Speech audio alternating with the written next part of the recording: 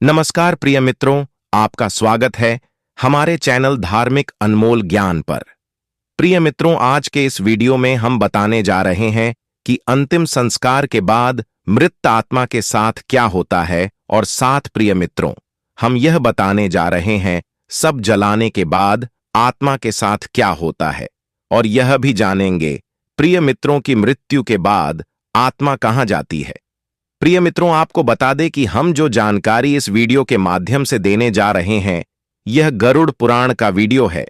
मित्रों, आपसे विनम्र विनती है कि इस वीडियो को अंत तक अवश्य देखिएगा, क्योंकि प्रिय मित्रों, गरुड़ पुराण का कोई भी वीडियो आधा अधूरा नहीं छोड़ना चाहिए।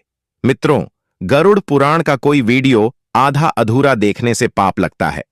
चलिए शुरू करते हैं। प्रिय मित्रों, इंसान की मौत हो जाती है, लेकिन कहते हैं कि आत्मा अमर रहती है। मित्रों, वो नहीं मरती। ऐसा क्यों होता है मित्रों? गरुड़ पुराण प्रमुख हिंदू धर्म ग्रंथों में से एक है। किसी की मृत्यु के बाद घर परिवार के लोग ब्राह्मण द्वारा ये ग्रंथ सुनते हैं।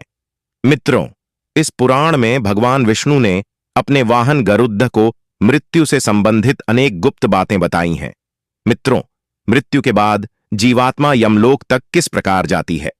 मित्रों, गरुड़ पुराण के अनुसार मरने के बाद आत्मा 24 घंटे के अंदर एक बार फिर से धरती पर लौटती है। मित्रों, इसके बाद परिजनों द्वारा 13वीं करने के बाद उसे सूक्ष्म शरीर मिलता है। मित्रों, इस सूक्ष्म शरीर को पाकर आत्मा फिर से यमलोक में लौटती है।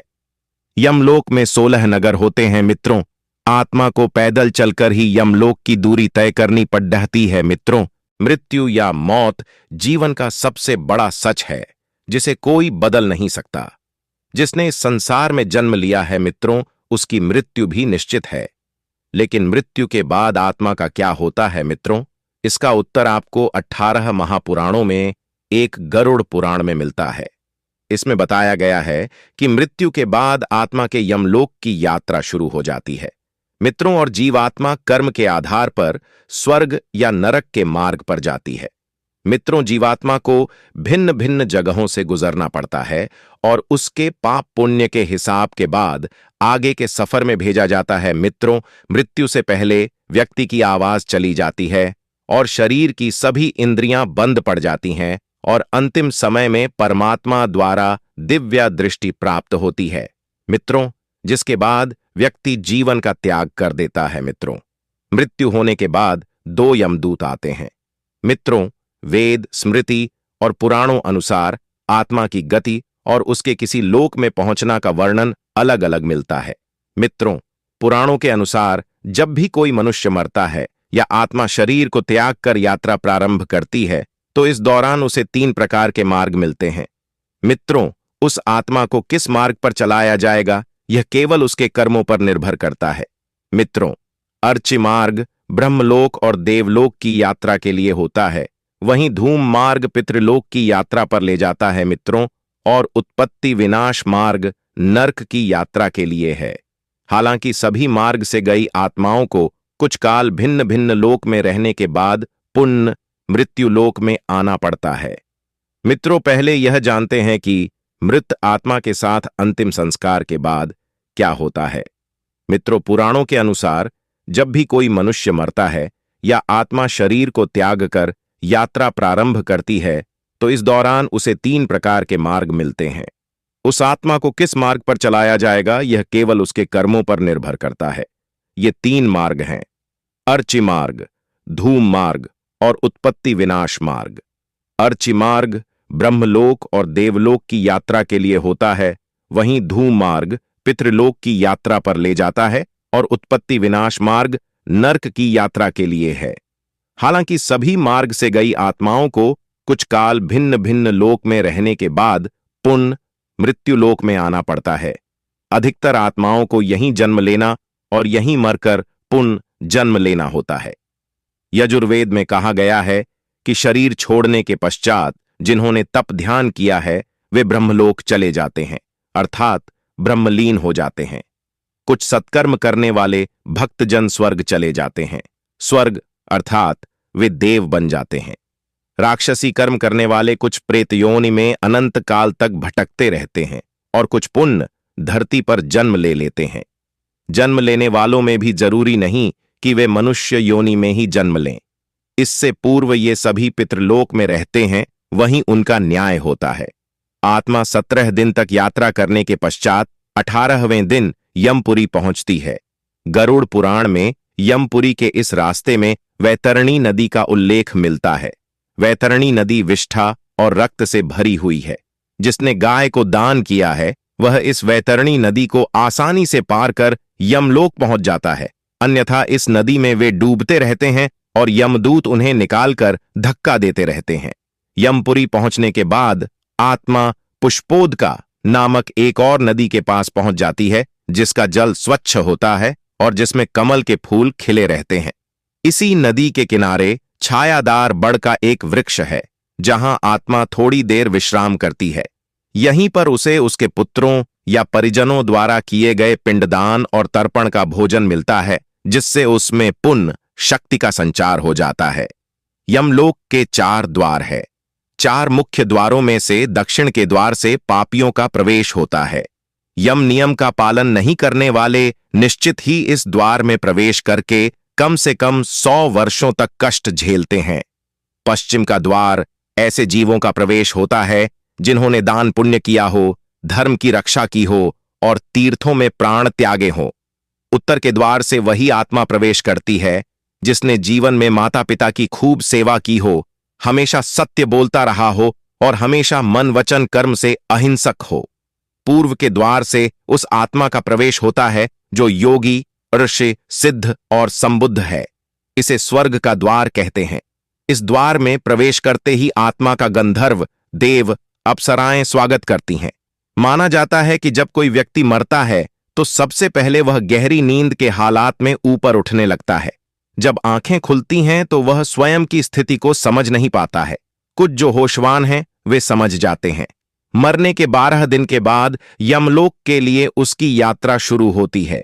वह हवा में स्वतः ही उठता जाता है। जहां रुकावट होती है वहीं उसे यमदूत नजर आते हैं, जो उसे ऊपर की ओर गमन कराते हैं। आत्माओं के मरने की दिशा उसके कर्म और मरने की तिथि अनुसार तय होती है। जैसे कृष्ण पक्ष में देह छोड़ दी है तो उस काल में दक्षिण और उसके पास के द्वार खुले होते हैं, लेकिन यदि शुक्ल में देह छोड़ी है तो उत्तर और उसके आसपास के द्वार खुले होते हैं। लेकिन तब कोई नियम काम नहीं करता जबकि व्यक्ति पाप से भरा हो। शुक्ल में मरकर भी वह दक्षिण दिशा में गमन करता है। इसके अलावा उत्तरायण और दक्षिणायण सबसे ज्यादा महत्व होता है। उत्तरायण में मरने वाले 4 द्वारों, 7 तोरणों तथा पुष्पोदका, वैवस्वती आदि सुरम्य नदियों से पूर्ण अपनी पुरी में पूर्व, पश्चिम तथा उत्तर के द्वार से प्रविष्ट होने वाले पुण्यात्मा को भगवान विष्णु के दर्शन होते हैं, जो शंख, चक्र, गदा, पद्मधारी, चतुर्भुज, नीलाभ रूप में अपने महाप्रासाद में रत्नासन पर दर्शन देते हैं। ऐसी शुभ आत्मा स्वर्ग का अनुभव करती है और उसे शांति व स्थिरता मिलती है।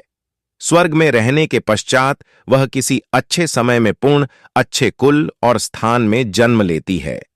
दक्षिणायन में मरने वाले जो लोग पापी और अधर्मी हैं, जिन्होंने जीवन भर शराब, मांस और स्त्री गमन के अलावा कुछ नहीं किया, जिन्होंने धर्म का अपमान किया और जिन्होंने कभी भी धर्म के लिए पुण्य का कोई कार्य नहीं किया, वे मरने के बाद स्वतः ही दक्षिण दिशा की ओर खींच लिए जाते हैं। ऐसे पापियों को सबसे पहले तप्त लौह द्वार तथा पुए, शोणित एवं क्रूर पशुओं से पूर्ण वैतरणी नदी पार करना होती है।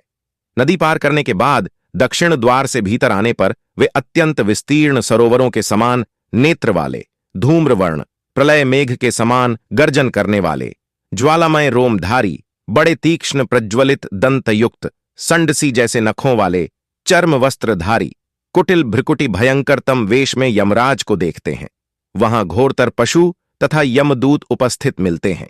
यमराज हमसे सदा शुभ कर्म की आशा करते हैं, लेकिन जब कोई ऐसा नहीं कर पाता है तो भयानक दंड द्वारा जीव को शुद्ध करना ही इनके लोक का मुख्य कार्य है। ऐसी आत्माओं को यमराज नरक में भेज देते हैं। मित्रों, अब यह जानते हैं कि सब जलाने के बाद आत्मा के साथ क्या होता है। जब मनुष्य की आत्मा को मनुष्य के शरीर से खींच लिया जाता है तो व्यक्ति की आत्मा को लेकर यमराज पृथ्वीलोक में आते हैं। गरुड़ पुराण के अनुसार व्यक्ति की मृत्यु के बाद पापी मनुष्य को 2.5 मुहूर्त यानी 24 घंटे के लिए यमराज धरती पर लेकर आते हैं। पृथ्वीलोक पर आकर यमराज व्यक्ति के कर्मों का लेखा एक बार फिर से देखते हैं और 24 घंटे के लिए मनुष्य की आत्मा पृथ्वी पर विचरण करती है। हिंदू धर्म में जो मनुष्य मर जाता है उसकी 13वीं की जाती है। 13 दिनों तक मृतक परिजन जो भी मृत्यु से जुड़े हुए कर्म कांड करते हैं उससे मृतक व्यक्ति का सूक्ष्म शरीर तैयार होता है। इस सूक्ष्म शरीर में मृतक व्यक्ति की आत्मा बसती है। इस सूक्ष्म शरीर में बसकर मृतक व्यक्ति की आत्मा 13वें दिन यमलोक की यात्रा शुरू करती है। जब आत्मा को शरीर मिल जाता है तो इस बार उसे पैदल चलकर यमलोक पहुंचना होता है। जब मृतक व्यक्ति को सूक्ष्म शरीर मिल जाता है तो वो यमराज के साथ वायु मार्ग से नहीं बल्कि यमलोक जाने के लिए पैदल ही यात्रा करता है। गरुड़ पुराण के अनुसार यमलोक की दूरी 99,000 योजन है, यानी 11,99,988 किलोमीटर है। इतनी लंबी यात्रा करना आसान नहीं होता, बल्कि यमलोक पहुंचने के ये रास्ते कई खतरों से होकर गुजरते हैं। अगर व्यक्ति ने अपने जीवन में कई तरह के गलत कर्म किए हैं तो फिर उसके लिए ये रास्ते और भी कठिन हो जाते हैं। जब सूक्ष्म शरीर धारण करके मृतक व्यक्ति की आत्मा यमलोक में पहुंचती है तो उसे यमलोक के 16 नगरों से होकर गुजरना पड़ता है। इन 16 नगरों में किसी व्यक्ति को उसके कर्मों के अनुसार ही फल भोगना पड़ना है। अगर किसी व्यक्ति ने जीवन में दूसरों का बुरा करके कामयाबी हासिल की हो तो उसे इसी के अनुसार सजा दी जाती है। इसका अर्थ यह है कि किसी व्यक्ति को कर्म के अनुसार ही इन नगरों में सजा दी जाती है।